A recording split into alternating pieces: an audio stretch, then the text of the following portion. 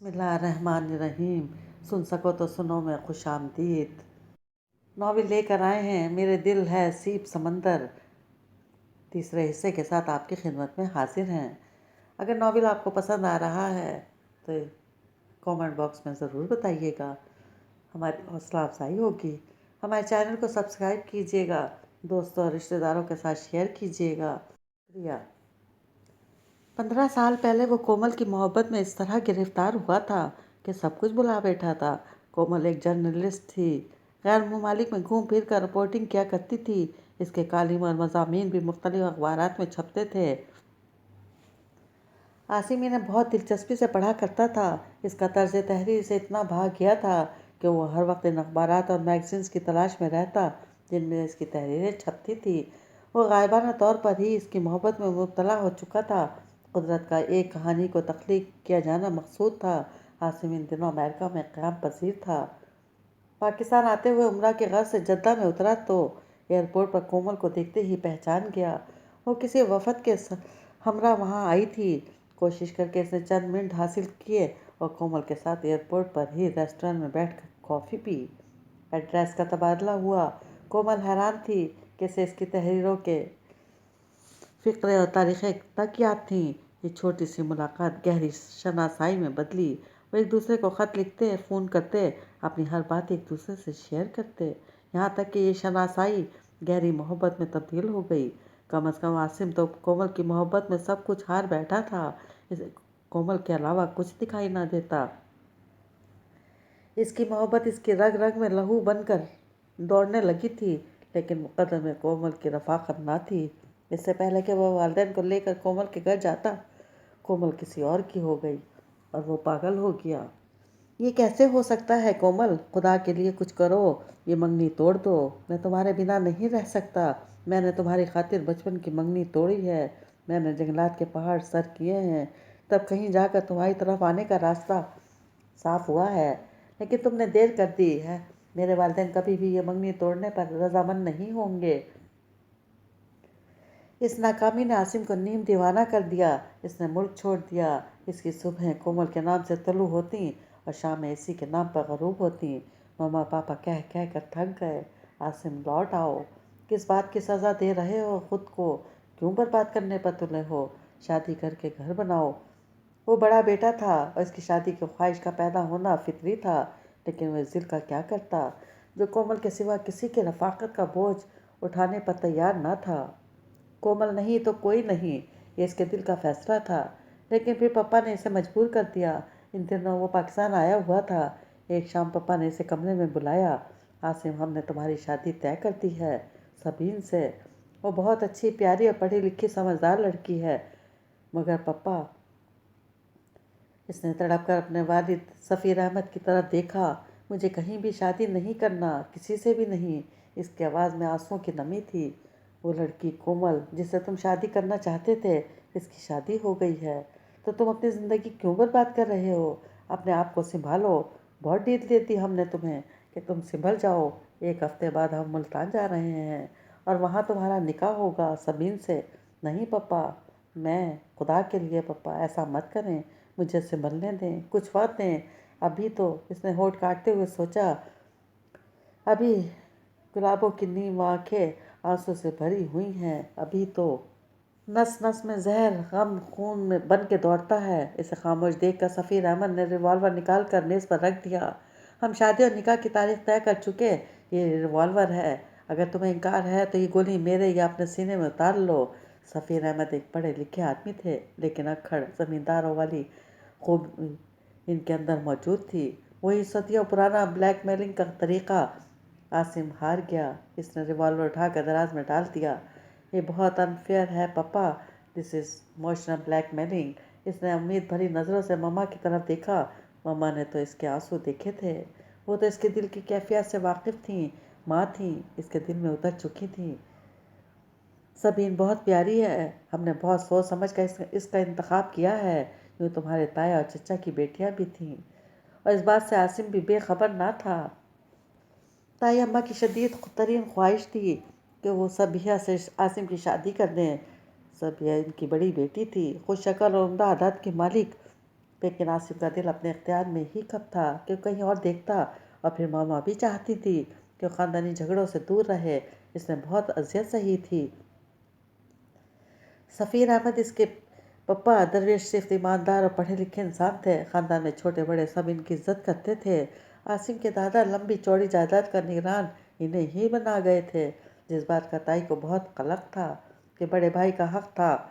लेकिन दादा शायद जानते थे कि सफ़ीर अहमद जायदाद ईमानदारी से संभालेंगे और सबसे एहसन सलूक करेंगे।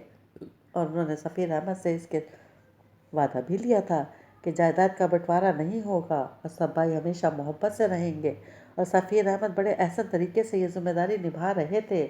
लेकिन ताया और ताई जायदाद की तकसीम चाहते थे और उन्होंने तीनों छोटे भाइयों की बीवियों को भी साथ मिला रखा था। और वक्तन फ़वक्तन जायदाद के बंटवारे का मसला उठता रहता था और ये मसला अब कुछ ज़्यादा ही शिद्दत इख्तियार करता जा रहा था, क्योंकि कोमल से मिलने के बाद आसिम ने अपनी कज़न तारा से मंगनी तोड़ देने को कहा था। तारा डॉक्टर थी और बेहद समझदार। मंगीतर होने के नाते वो आसिम को पसंद करती थी। और जब वालिदैन की तरफ से मायूस होकर आसिम ने तारा से कहा कि कोमल से मोहब्बत करता है और उसको खुशी ना दे सकेगा, तारा ने खुद ही मंगनी तोड़ दी। और इस बात ने जहाँ एक तरफ ख़ानदान में दूरी पैदा की, वहाँ ताई अम्मा की ख्वाहिश पर भर आई और उन्होंने पूरी कोशिश की कि आसिम की शादी सबिहा से हो जाए।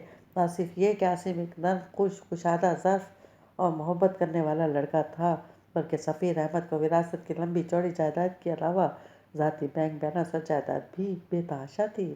लेकिन आसिम ने अगर शादी करना होती तो तारा से ही कर लेता। इनकार कर दिया था। मामा ने अपनी सादगी में ताई को बता दिया कि वो कोमल से शादी करना चाहता है और ज़िंदगी तो इसने गुजारनी है। यूँ ताई अम्मा ने कोमल और इसका अफेयर पूरे ख़ानदान में फैला दिया, बल्कि इसमें मज़ीद इजाफा भी किया कि एक फ्लर्ट और प्ले बॉय टाइप लड़का है और यूरोप में जगह जगह गर्लफ्रेंड्स बनाता और अय्याशियाँ करता है। इसलिए तारा ने भी बचपन की मंगनी तोड़ी है। आसिम माँ के इसरार पर पाकिस्तान आया तो अपने बारे में इधर उधर से ये कहानियाँ सुनकर हैरान हुआ। तवज्जो नहीं दी। वो तो दुआफ में था। कोमल, इसकी यादें, इसके खतूत, इसके कहे लफ्ज़ इसके कानों में दिन रात गूंजते थे। और अब मम्मा ने, बेटा ये ज़रूरी था कि अब तुम्हारी शादी हो जाए। पापा के जाने के बाद मम्मा ने इसका सर सीने से लगा लिया। तुम्हारी ताई अम्मा की बातों का जहर मुझे अंदर से नीला कर रहा था। मैंने तुम्हारे लिए बेहतरीन लड़की का इंतखाब किया है। माजिद हुसैन सबीन के वालिद तुम्हारे वालिद के दूर के रिश्ते से कज़न लगते हैं। बेटा मुझे शर्मिंदा ना करना। और जब आसिम ने मम्मा के सीने से सर उठाया तो दिल में फ़ैसला कर चुका था कि कोमल की मोहब्बत को अपने दिल में दफन कर देगा और सबीन को ना तो अपनी नासाई के कर्म में हिस्सेदार बनाएगा, ना ही अपने दुख को रुस्वा करेगा।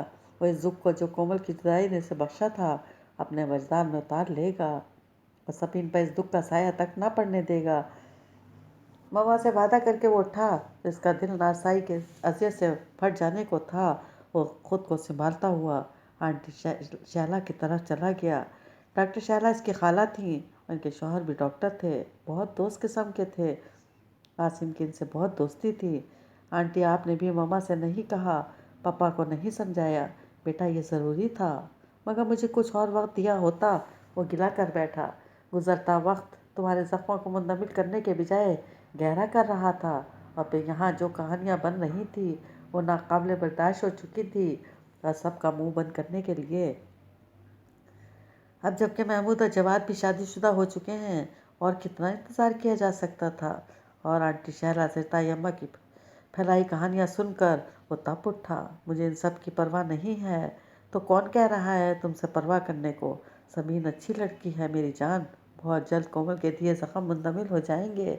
आंटी शहला ने भी इसे समझाया तो इसने खुद को हालात के धारे पर छोड़ दिया। वह शायद सबसे बड़ा मरहम है। एक दिन शायद सबीन की रफ़ाकत और मोहब्बत सारे ज़ख्मों को मुंदमिल कर देगी। इसने भी खुश दिली से सोचा था। निकाह हो गया था और घर में चारों बहनों और भाभीयों ने रौनक लगा रखी थी। इसकी कज़न अक्सर आसिम से हंसी मजाक में कोई ना कोई ऐसी बात कह देती थी जिसमें ढके छुपे अल्फाज में कोमल का हवाला मौजूद होता, या फिर इससे यूरोप की हसीनाओं का हाल पूछा जाता। आसिम हैरान था कि ताई अम्मा ने ये सब काम कैसे कर लिया और कितनी उम्दगी से ये कहानियाँ फैलाई हैं। आसिम के निकाह की खबर ने इन्हें खासा धचका लगाया था। इनकी पूरी कोशिश थी कि निकाह टूट जाए। उन्होंने आसिम के ख़ानदान के ख़िलाफ़ एक ना नज़र आने वाला महाज कायम कर लिया था। आसिम ने महसूस किया था कि इनकी पूरी कोशिश है कि आसिम की शादी कायम ना रह सके और नाकाम हो जाए। इनके पास कोमल और उसके अफेयर का बेहतरीन हथियार मौजूद था, जिसे वो मौका बे मौका इस्तेमाल कर रही थी, कभी शक्कर में लपेट कर, कभी हमदर्दी के पैराए में और कभी तंज के पत्थरों में बांध कर। आसिम सब समझ रहा था और जानता था कि सबीन इस घर में आने की देर है। तायम्मा ये सारा जहर सियाक और सबाक के साथ इसके गोशे गुजार कर देंगी। सो इसने फैसला कर लिया था कि खुद ही सबीन को सब बता देगा, जाए इसके कि वो इधर उधर से सुने और बददिल हो। हालांकि वो सबीन के दिल को इस दुख से बचाना चाहता था। वो कोमल की मोहब्बत को रुसवा भी नहीं करना चाहता था। वो अपनी ज़िंदगी के इन 3 बरसों को सबीन से निकाह के बाद अपने दिल में दफन कर चुका था और इसे यकीन था कि एक दिन सबीन की रफ़ाकत में इस दर्द की कसक भी बाकी ना रहेगी। लेकिन वो नहीं चाहता था कि ख़ानदान में सबीन को इसके मुतालिक फैलाई गई अलिफ लैलवी दास्तान सुनाए। सो इसने पहली रात ही सबीन को कोमल से मुतालिक सब कुछ कह दिया। ये मेरा माजी था सबीन, और आज के दिन ये ख़त्म हो गया। मेरी कम उम्री की नोख़ैस सी चाहत थी, अब मेरा सब कुछ तुम हो। मेरी ज़िंदगी और मेरे वजूद की मालिक हो। मैंने सारे इख्तियार तुम्हें दिए। मेरा आने वाला हर लम्हा तुम्हारा है। मैं सर तपा तुम्हारा हूँ। मेरा दिल आज के बाद से सिर्फ तुम्हारे लिए धड़केगा। इसमें और कोई नक्श नहीं बन सकेगा। तुम्हारा नक्श आखिरी है। तुम किसी की बातों पर यकीन मत करना सबीन, लोग बहुत जहरीले हैं। उन्होंने अपनी आस्तीनों में खंजर छुपा रखे हैं और जब मौका मिलता है सीनों में उतार देते हैं। मैं आज के दिन ये सब तुमसे नहीं कहना चाहता था, लेकिन मुझे इन आस्तीनों में छुपे खंजरों से खौफ आ गया है। मैं तुम्हें हर दुख, हर अजियत से बचाना चाहता हूँ। आज से तुम वो हो जो कोई भी नहीं। सबीन ने इसके खलूस की लपक महसूस ही ना की। जब आपका दिल खाइन था तो आपको मुझसे शादी नहीं करना चाहिए थी। सबीन प्लीज़ मुझे गलत ना समझो। बाद जज्बे खुद ब खुद दिल में उतर आते हैं। कोमल भी एक ऐसा ही जज्बा था, लेकिन तुम्हारे पास वो सब कुछ है जो हर नक्श पारीना को मिटा दे। लेकिन सबीर पर आसिम की किसी बात का असर नहीं हुआ। वलीमे वाले दिन ही इसने अपनी वालदा को रो रो कर सारी हकीकत बता दी, जिसे ताई अम्मा पहले ही इनको बता चुकी थी। यही नहीं, शिजा इस्माइल जो तारा और सबिहा की कज़न्स थीं, ना सिर्फ ये कि नमक मिर्च लगाकर कोमल का किस्सा इसे सुनाया, बल्कि ये भी बताया कि तारा ने इसलिए आसिम से शादी से इनकार कर दिया था।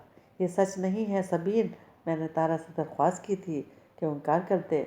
इन दिनों में कोमल से शादी करना चाहता था। सच सिर्फ इतना ही है। मैं जानता था कि तुम्हें ये सब बताया जाएगा, इसलिए मैंने खुद ही तुमसे ये सब कह दिया। मगर सबीन, मैं ये अहद भी तो किया है कि मैं पूरा का पूरा तुम्हारा हूँ।